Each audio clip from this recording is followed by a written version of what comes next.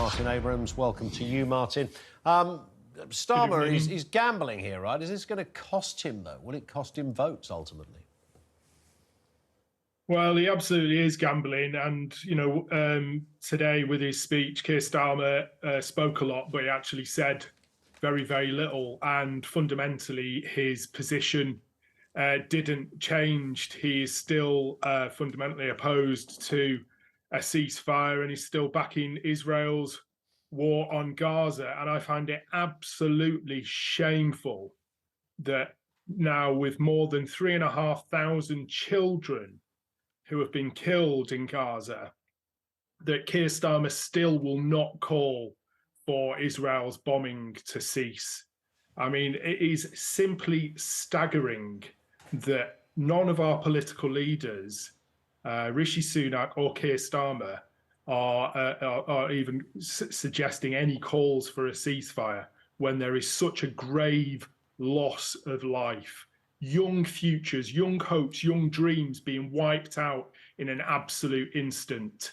And, it's times like this that politics need to be put aside. What we need is a bit of humanitarianism, and for people to look at the human cost of what is happening in the Middle East at the moment and say, enough is enough.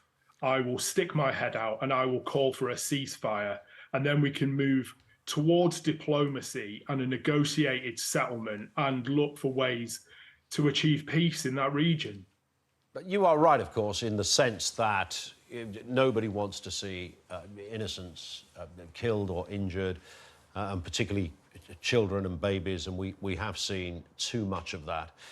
The kind of almost irredeemable counter to that, however, is, well, this is calling for a ceasefire on paper may sound like a very noble and moral thing to do, but a ceasefire against a terrorist organisation, when you put it like that, it's a whole different ballgame. We would have called for a ceasefire against ISIS or anybody similar to that, but that's what is being expected of Israel here.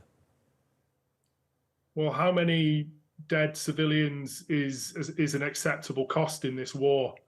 That's what no one is asking our political leaders. I mean, are we expected to just sit idly by as we watch 10,000 children, 20,000, 30,000?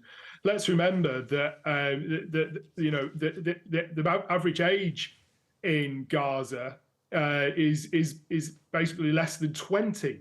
And that's because of the low life expectancy there, because of the horrendous conditions that people are expected to live in what is essentially an open-air prison / concentration camp. And it really does beg a belief that people aren't looking at the humanitarian cost in all this. Just the point on... OK, I was just sorry to interject, Martin. I'm just aware of time, and I take the point you're making. In terms of, just to go back to Starmer for a second, do you think he really believes this? Do you think in his heart this is what his current stance is what he fundamentally believes? Or is this Starmer playing the international statesman and echoing the lines of most Western leaders? What do you think it is? No, I don't think he's playing the international statesman at all. He's just falling behind, the position of Rishi Sunak, and he's falling behind the position of the United States of America. That's what I'm saying. If this was 10 years ago, would Starmer have been saying this? Would Starmer have called for a ceasefire a decade ago?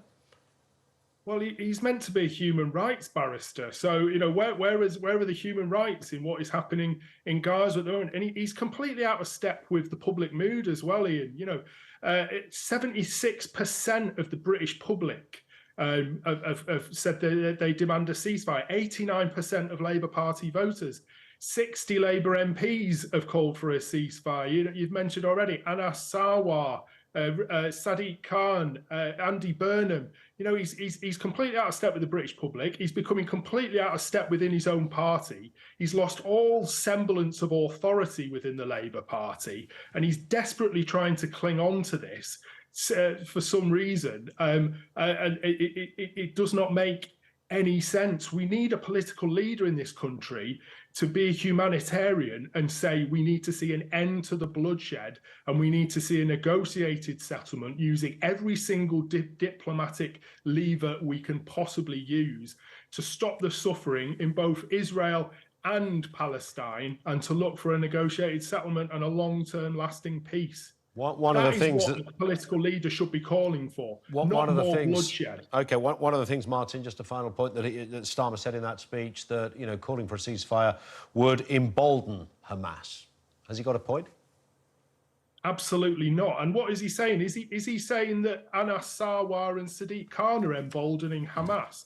Is he saying that 76% of the British public are emboldening Hamas? That is an insult. It is absolutely insulting. And actually, you know, he needs to start with apologising for using rhetoric like that, in my personal opinion.